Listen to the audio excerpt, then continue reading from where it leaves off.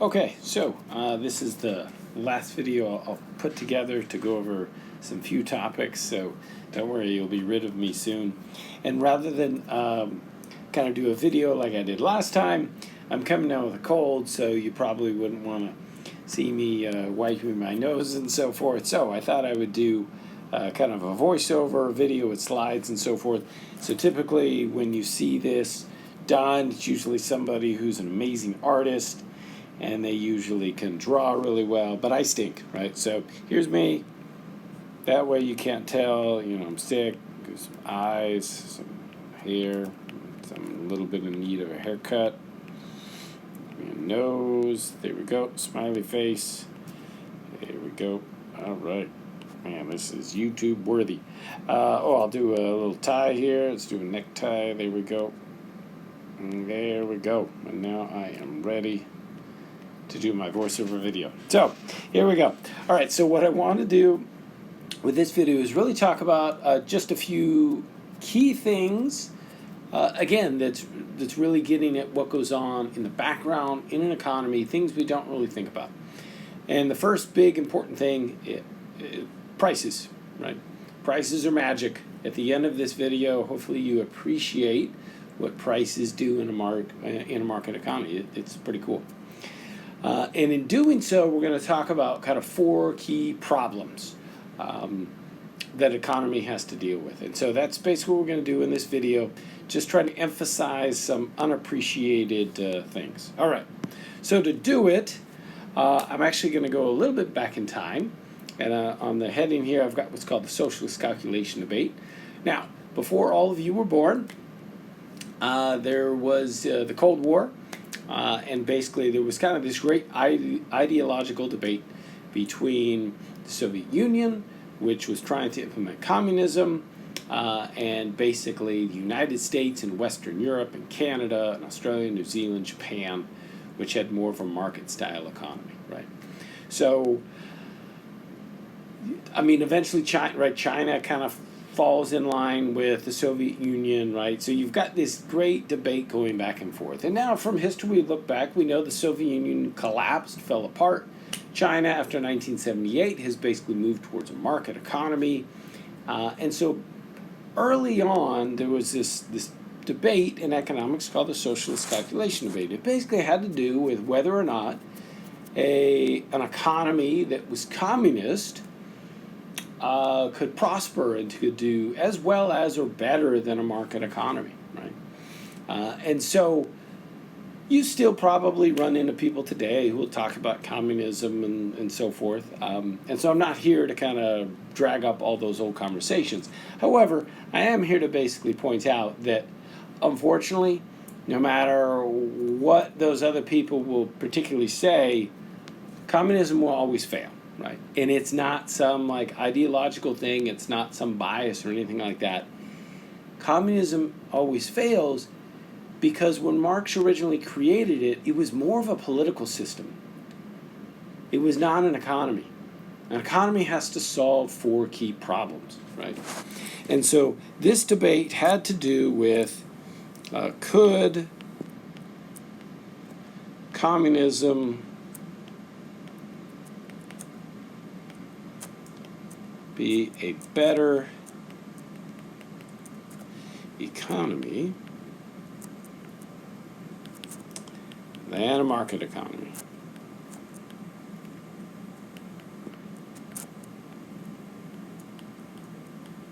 Okay, well, today we know the answer is no, right?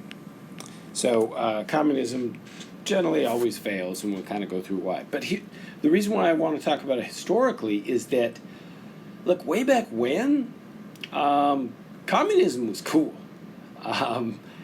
right? So everybody read the Communist Manifesto, everybody read Marx's writings.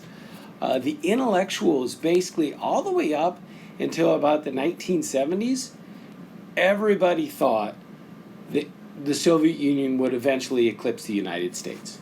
You even look at the standard economic textbooks that were produced by Paul Samuelson that pretty much every econ business student used when they went to college.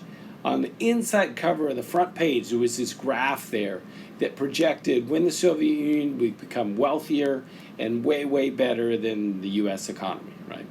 So this idea that communism was going to be a better economy was just widespread, right? But now we know today that's not the case. And it has to do with these 4 key issues that we're going to talk about, okay? So if some of you were still out there and had high hopes of maybe someday communism succeeding, I hate to break it to you, it doesn't work, right? The only 2 countries these days that are trying to implement communism are Cuba and North Korea, and Cuba is not doing so well. North Korea is a police state, and to kind of illustrate the difference between South and North Korea, the height of your average South Korean these days is like the average height is multiple inches taller than a North Korean. And that just basically tells you a difference in diet, right? The people in North Korea are starving, right? And so that's why they're the only 2 countries today that's still trying to do communism. Everybody has basically said, you know what, forget it, market economy, okay? So what are these key issues? What is it that communism kind of struggles with? Well, to do that, let's take a step back. So here's my picture of the Earth that I stole from the interwebs. We've got India, Africa here, Middle East, over there. We got Indonesia over there on the right, Southeast Asia. So, all right. So take a step back. What I mean by this is I want you to basically think about, to kind of put yourselves outside of the Earth and think about if you were to start to ponder what an economy has to do in order for people to function, to prosper, to be happy, to be prosperous, to succeed.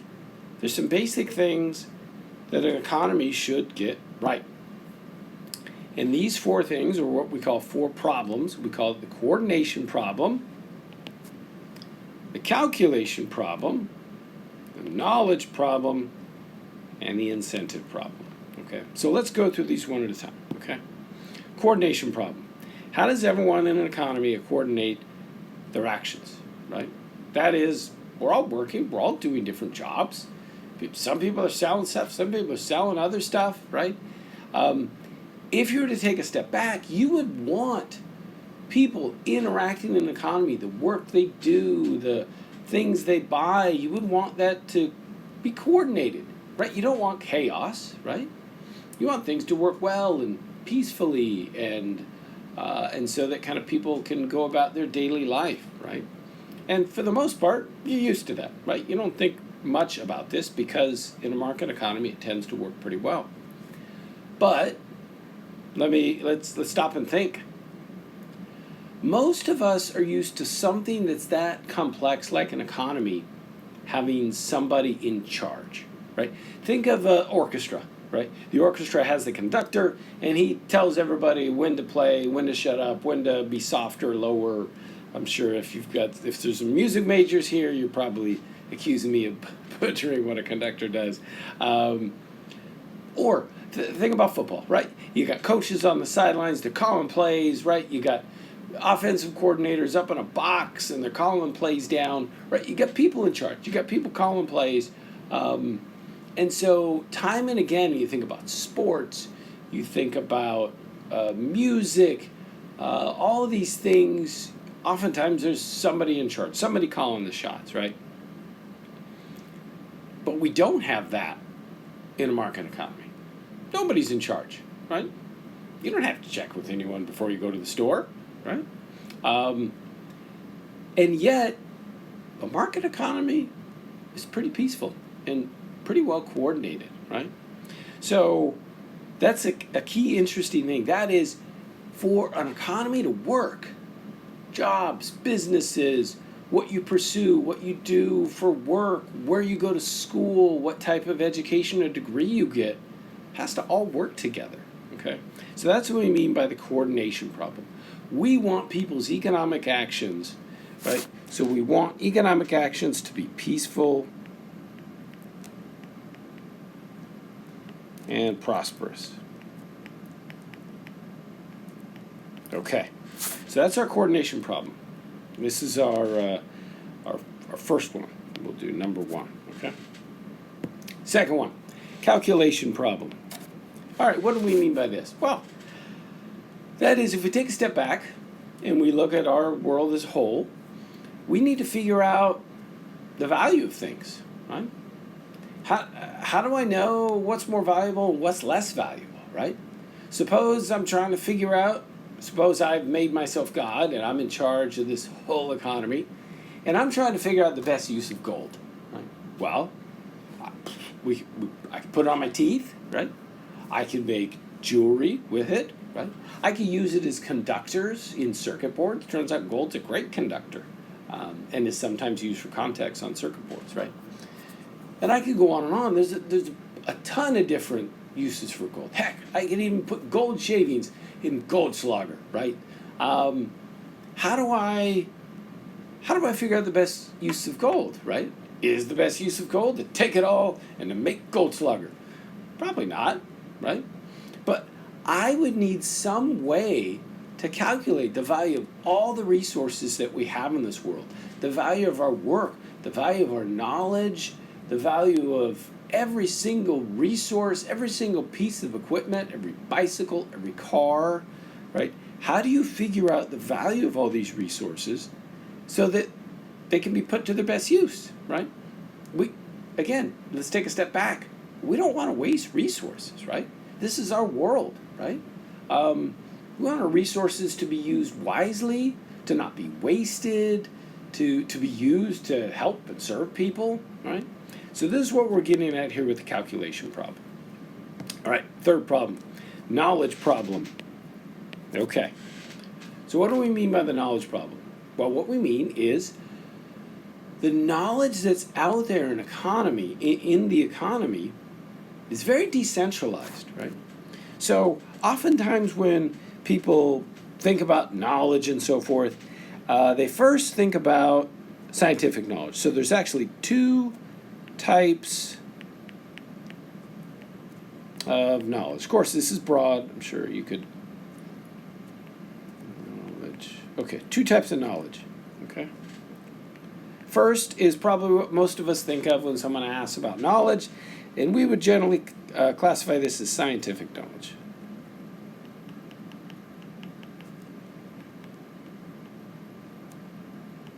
Right? And this is the knowledge that, you go to school for, right? It's in a textbook. You can watch it on a video, right? E equals mc squared, F equals ma, right? You could do Pythagorean theorem, whatever type of thing, right? You could do, Ohm's law for circuits. You could do, Boyle's law for thermodynamics and chemistry and stuff like that, right? There's all kinds of different laws and knowledge and so forth, right? So that's what we call scientific knowledge. But scientific knowledge isn't the only thing that's needed in an economy. And in fact, it might not even be the most important knowledge for the day-to-day operations of an economy. Sure, it's important.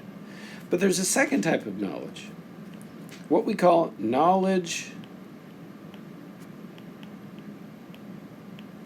of time and place. And place. That is, there is knowledge inside each and every one of us. Knowledge that can't be communicated that easily, knowledge that can't be centralized, right? So when you go to a coffee shop and somebody's making you a coffee, even if they told you how to make that coffee, and you said, okay, I got this, and then you went behind the counter and you tried to make that coffee, it would be a disaster. It would probably be the nastiest tasting coffee you've ever had in your whole life, right? So there's knowledge that we have from experience, from practice, from working with equipment, or think about entrepreneurs. There's knowledge they have of different opportunities, right? Maybe I'm going to open this store or create this new product. And that's knowledge that only that person has, right? So that's what we mean by the knowledge problem. How do you use and utilize to the best of everyone's ability, this decentralized knowledge that's out there, that's in each of us, that can't be put into textbooks, right? This is really important, right? And this is actually something the market economy is able to use pretty well. Okay, so that's the knowledge problem. Last one, fourth one, the incentive problem. How do you incentivize wise use of resources, serving others, innovation, investment, new capital, etc., right? Or another way to think about it is, you know what, I'm going to take a different approach, right? When I walk into the store and I look around, suppose the Publix right here in your campus, right? And I walk in there and, I mean, man, it's just awesome, right? There is produce from all over the world, right? Blueberries from Peru these days, right? Pears and apples from Argentina and Chile, and pineapples, well, from Hawaii, avocados from Mexico, right? There is hot sauce from all over the world. There is exotic products on the shelf, and it's all waiting there for me, right? The only logical conclusion that I can come to is that they gotta love me. Why else would that store owner and all those people working in that Publix who are so nice to me when I walk in there, right? Why would they go through all that trouble to have all that stuff there from all around the world, right? That farmer in Peru grew those blueberries in his mind thinking, gosh, I hope that Dr. Connors guy really appreciates these blueberries I grew for him, right? I mean, it must be the case, right? Otherwise, why would they go through all this effort, right? So that's what I'm getting at with the incentive. Obviously, I'm being facetious, and we'll come back to this, but that's what I'm getting at with the incentive problem, right? How do you motivate people in an economy to make stuff that people want, to also conserve resources, to invent, to be entrepreneurial, open up a new store? How do you incentivize all of these things, right? Okay. So let's now that I've gone through these four: coordination problem, calculation problem, knowledge problem, the incentive problem, right? Let's come back and now answer all of them. For this first one, coordination problem. How does everyone in an economy coordinate their economic actions? Well, we talked about the fact that no one's in charge. The answer here is prices. Prices coordinate the actions of buyers and sellers, right? That truck driver drives through the night, not because they love me to get that stuff to the store, but because they're going to be paid a price for doing it, right? So all of our actions in an economy are coordinated together through prices, right? The store owner does stuff because they're going to be paid a price. That farmer in Peru grows stuff because they're going to be paid a price, right? And each of us can use that price to figure out what we should do, right? What should I do with my career? Well, we're in a business school, so we probably care about making some money. And so there's probably some things we'd love to do that we're passionate about, but that maybe it's not going to pay that much money, right? So we go and we do something else, right? Again, we're using prices to coordinate our actions, okay? So in a market economy, prices solve the coordination problem. That is, a market economy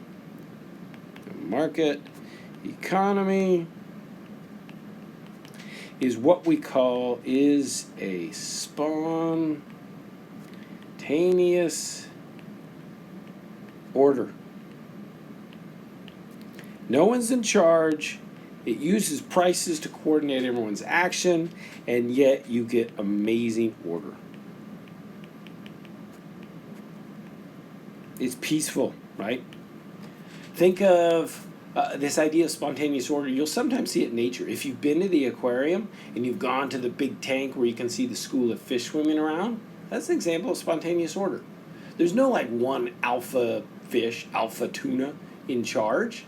They all swim and they adjust to each other's actions. Or if you've ever watched geese migrate, or ducks, right?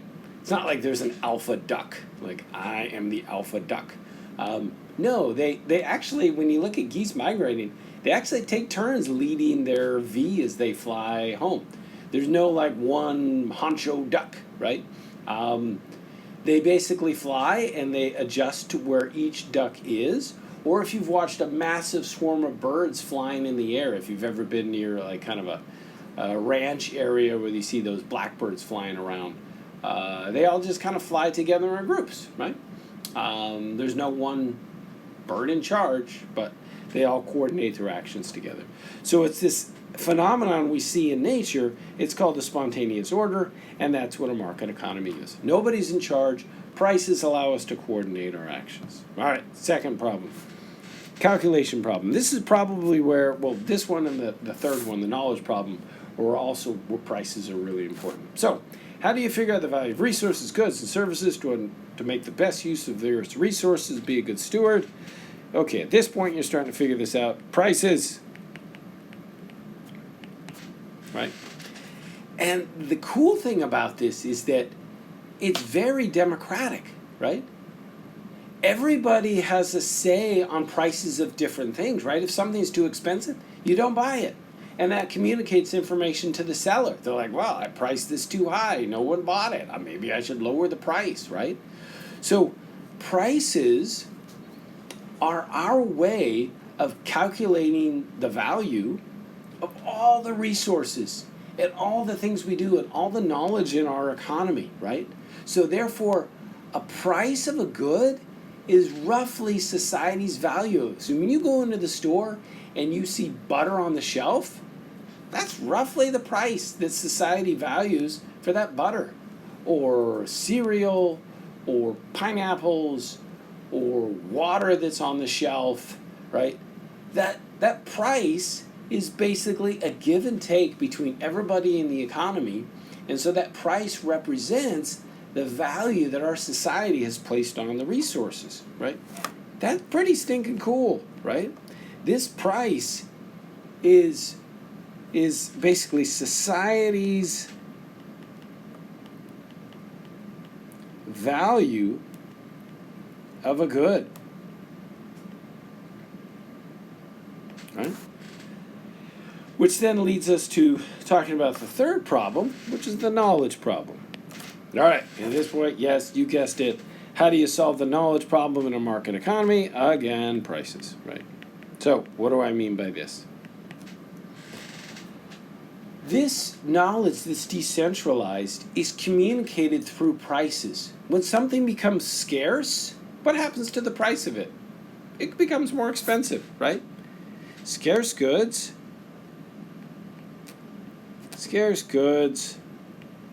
are more expensive.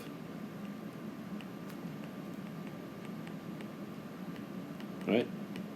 So, diamonds, cheap, right? Yeah, just, I'll put them on my car. No, they're expensive, right? They're scarce.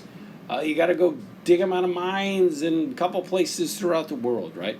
But water, it's abundant, right? So it's much cheaper, right? So this knowledge that's decentralized in all of us gets communicated through the economy through prices, right? If something becomes more scarce, we should use less of it. And that's exactly what happens, right? The price of that good goes up. We don't need to know exactly what's going on in each market, right? If something's going on to the cattle ranchers, we don't need to know exactly what's happening. Or a little while ago, remember there was the issue of eggs being stinking expensive, right? Did anyone really dig into the details of why eggs were expensive? No, probably most of you just grumbled and said, shoot, well, I'm going to buy less eggs. And that's exactly what you should have done, right? Turns out, here's what was going on. More egg producers in the United States these days have been going to more humane types of chicken places, farms, whatever, right? The chickens aren't all in cages. More of them now are going to free-range style chickens, right? So chickens hanging out, having fun, pecking all over the yard, so forth, right? They're cooped up in their cages anymore, right? Generally, there's been a shift in this direction because of the humane treatment of chickens and so forth, right? But there's a downside to this, That is, those chickens that are now out in the yard pecking away are now much more susceptible to bird flu because other birds can come and hang out with them and give them diseases and so forth, right? Whereas when chickens were in chicken houses and cooped up in cages, that generally didn't happen as often, right? Because those, ducks who were foul, like the pun, couldn't come and fly by and hang out and give them diseases, right? So given that more chicken production had gone to kind of more humane ways of free-range chicken farms, they then became way more susceptible to bird flu, and that's exactly what happened. So if you know anything about bird flu, when your chickens are diagnosed with bird flu, you got to kill them all, right? Throw out all the eggs, you got to wipe out all the chickens because you got to wipe out the bird flu, right? And so there was a massive shortage of eggs, right? So now you actually do know what happened behind the scenes, but you didn't need to know that, right? Because there was a shortage of eggs, because bird flu had caused all these chickens to get bird flu, and they had to kill all the eggs, price of eggs went up. That's all you needed to know was that, oh my gosh, eggs are now more expensive. I'm going to use less of them and more of something else, right? So that's the idea. The knowledge that's decentralized, the knowledge that's out there that's in the heads of chicken farmers and entrepreneurs and people running coffee shops, it's decentralized. And the way it gets communicated is through prices. Scarce goods become more expensive, more abundant goods become cheaper, and this knowledge is communicated in chickens and copper and cattle and whatever resources, steel and oil and all these things. We don't have to know what's going on behind the scenes. We don't have to know about how oil wells are dug, right? Just pull up to the gas station and put gas in our car, right? And if gas is more expensive, we put less in our car. And that's exactly what should happen, right? So prices communicate knowledge. All right. The incentive problem. Number 4. All right. So at this point, my facetious story about how everyone in that store loved me. Now, right? So those people who are working in that store and that truck driver is driving through the night and all those nice people in the store are doing all those things to serve me because they're going to get paid, right? They're going to be paid, right? They're going to be paid, and I should paid a price, right? And we can even go back to our discussions previously about property rights, right? Property rights give owners an incentive to take care of their stuff, right? Because the benefits and costs accrue to that one person, right? So a market economy does a really good job of solving the incentive problem, right? We do use resources wisely, right? If you waste them, right, then there's no resource for you to use in the future, right? We have an incentive to serve other people. All those people in Publix are so nice and working so hard because they're going to be paid, right? I wish they loved me like I hope they would, but that farmer in Peru doesn't even know who I am. I know, it's a shame. But he's going to be paid, right? Prices incentivize all the activity in the economy, right? Okay. So this is the key thing. So we've talked about these 4 problems, these big, huge, big picture problems that an economy has to solve.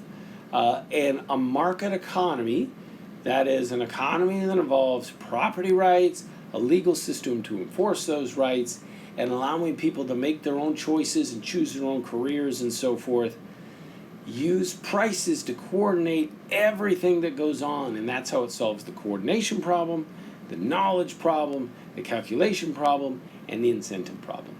And now this is why we can come back to what we started with, which was our discussion of communism, and this is why it fails, right? Communism necessarily gets rid of prices and gets rid of private property rights. Those 2 things are no-nos in communism.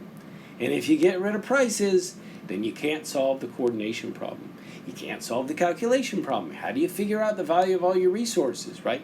You can put a really smart person in charge. Heck, you could even use AI these days. and they still wouldn't be able to figure it out, right? It's incredibly complex. Just think of the economy of Florida. We're not even talking about the United States, right? There's so many different products, so many different resources, so many different things. You'd never be able to calculate the value of everything, right? And the funny thing is, even if you could, even if somehow in the future you had some Mission Impossible style AI that you could figure all this stuff out, you know the best you could do? What a market economy already does, right? That is, everybody's hopes, dreams, and desires are communicated through prices. We're all coordinated together in a market economy, and it's pretty stinking cool, right? All right, so that's it. So we talked about prices, talked about how they're magic, we talked about how an economy needs to solve a coordination problem, calculation problem, knowledge problem, and incentive problem to work well. And that's what a market economy does.